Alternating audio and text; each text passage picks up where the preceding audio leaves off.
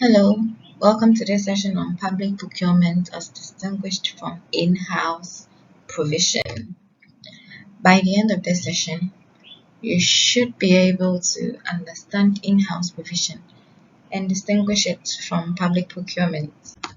Public procurement refers to the acquisition of goods, works, or services from entities which are outside the procuring entity itself.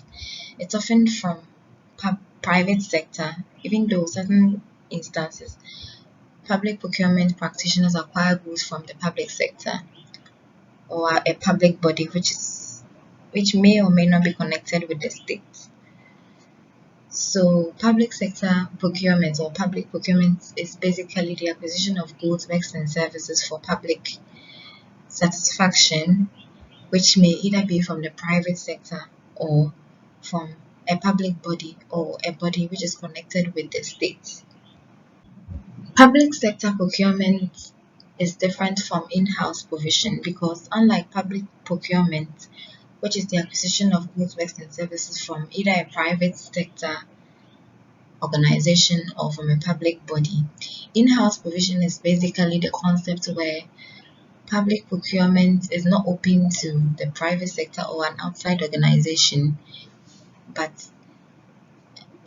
is characterized by the situation where goods and services are acquired from within either the government's own employees or a government organization. So it's basically characterized by situations where the public procuring entity has strategic business units which are capable of providing the goods, works, and services for the entity itself.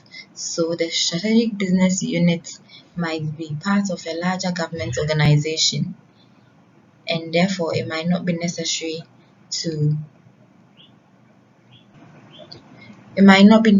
to open up the process to private people or to external parties to bid for contracts in that instance.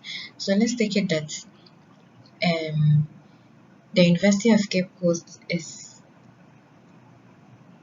during undertaking a project that involves water. They might not necessarily open up the process to external water providers to bid for contracts in that instance. However, they can just move on to acquire the water resources from the Ghana Water Company Limited.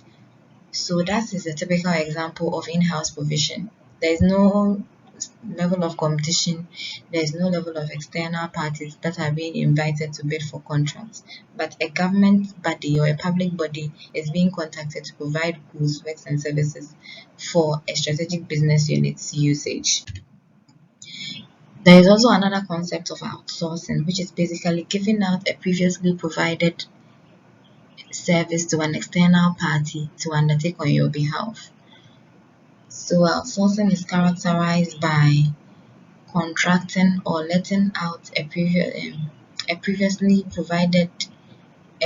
in-house provided activity to an external party to do on your behalf so that you can be able to focus on your core competence. So basically, some of the services that organizations outsource include the cleaning of their buildings, maintenance of vehicles and equipment, printing and publishing of government documents. So let's take University of Cape Coast as an example.